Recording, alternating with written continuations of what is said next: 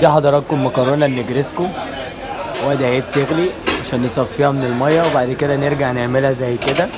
وادي الفراخ قدامنا والجبنه، وبنطلع للزبون الاوردر كده. بعد ما بنعبيه بنحط عليه شاورما مع شويه فراخ مع حتتين زيتون مع شويه جبنه. بعد كده بنوديها هناك على الفرن.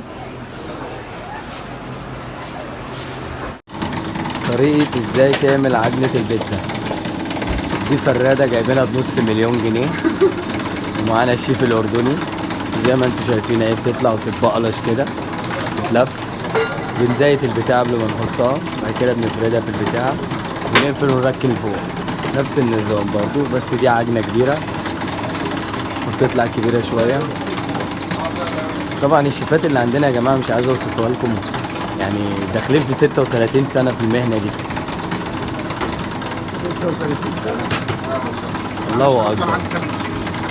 العجنه دي يا جماعه من نادرا لما تلاقوا عند اي حد. طبعا انتوا عارفين في اي مكان بيتزا بتلاقوا بتاع خشب كده وتلاقوا الصنايعي بيدبها في الحيطه. تكنولوجيا، تكنولوجيا المستقبل.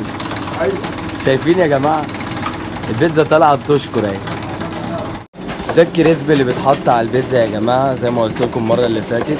فده بنقطعه عشان نحطه على البيتزا من فوق. يعني لو زبون طالب بيتزايه كريسبي او بيتزايه زنجر او بيتزايه ستريبس فهم كلهم نوع واحد يعني. وبس بعدين بنقطعه وبنحط معاه خضار وبنحط معاه جبنه وبنحط معاه زيتون، وبعد كده بيتحط في الفرن ويطلع سليم ان شاء الله خير يعني. استنى، ازاي تعمل البيتزا؟ اول حاجه هتجيب معلقه صلصه وتفردها حلو. بعد كده تحط شويه فلفل، وبعد كده شويه زيتون جمال،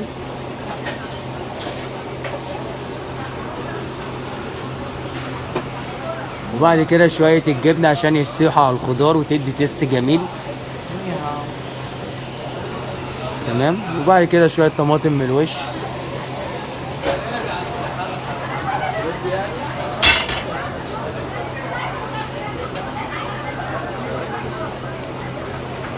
الله اكبر. بعد كده تحطها في الفرن تنتظرها من الناحيه التانيه. خلاص ادي اهي البيتزا منتظرينها تطلع عشان ناكلها للزبون. طلعت بالصلاه على النبي. معانا شيفات هنا خارجين بره يا جدعان، مش جايين من مصر، دول من اوروبا. وادي تقطيعه البيتزا اللي عايز يتعلم ازاي اقطع البيتزا. وبعدين بنحط الكاتشب والمايونيز على حسب ما الزبون عايز، وبنندى على اسم الزبون والاوردر بنحطه. وده طبق سلطه عاملينه للستاف ياكلوه عشان صعبوا علينا وخصموا مننا 5 جنيه كل واحد. طبق السلطه دوت عليه شويه تلج مكسرات مع شويه جزر مع شويه طماطم مع شويه بصل مع شويه خيار. ولازم تدوقوا يا جماعه. خد على فكره مع شويه توم ومع شويه طماطم ومع شويه ملح مع شويه خل، وطلعت بكده. معلش انا عدت كلمه طماطم تاني بس للاسف هي شكلها اتجنن، فبضطر ان انا اعيد عليها 1 و2 و3.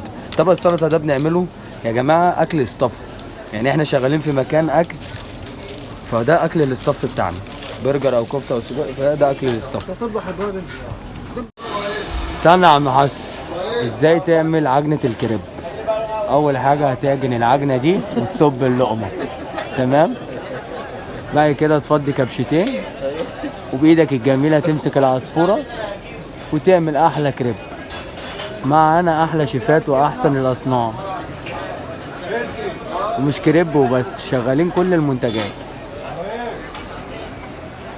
1 minute معايا ميتنج. 1 minute. لا كده الكريب اتعمل.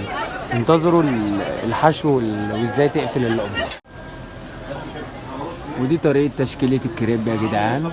لازم الجبنه تبقى من تحت عشان تسيح، ويتحط عليها الخضار من فوق عشان تمسك في الخضار وما يقعش من الكريبايه. دي شويه فلفل، شويه زيتون، وجبنه موتزاريلا، شويه ماش. تمام. يلا هو رزق. استنى عمال عشان انت لايف. هو رزق. تمام. شويه زيتون تاني عشان الكريبايه تمرر وما يعرفش ياكلها. رزق والله رزق. وده الزنجر بتاعنا يا جدعان. برضه الزنجر جايبينه منتج نضيف جدا. حلو نضيف جدا. بس بعد كده بنحط شويه كاتشب ومايونيز على الوش عشان تخلي الكريبايه مميزه، مع شويه توابل. ارسم الكريبايه عمال عشان تفتح نفس الزبون. الله ينور، تسلم ايدك. دي شويه زعتر مع شويه توابل وده الزبون اللي هياكل. الاكل بتاعي ده يعني هو ده بيوصي الصعب. شويه جبنه من على الوش عشان تشيح الخضار وتشيح على الحاجه. الله ينور يا شيفنا. خلي بالك من الحله دي. دي نشا طبعا بنعملها من امبارح وبنبيتها عشان تنشف لتاني يوم. وده توم.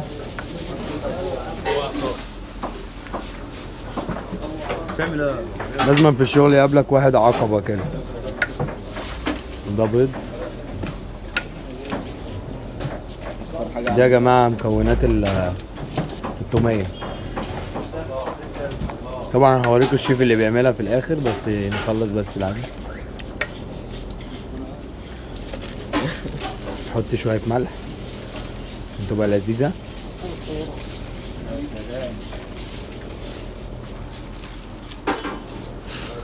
ده ملح ليمون. ملح ليمون برضو بيدي طعم جميل. بس وبعدين بقى بنشغل عليها الخلاط، وهي شغالة بنحط لها زيت.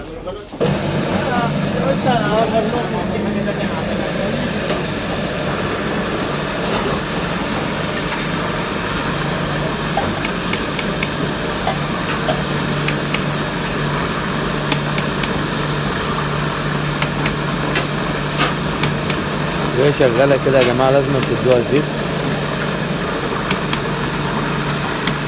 الزيت ما تحرجنيش. طبعا الزيت احنا ما عندناش سكاكين فبنفتحه بايدينا عادي.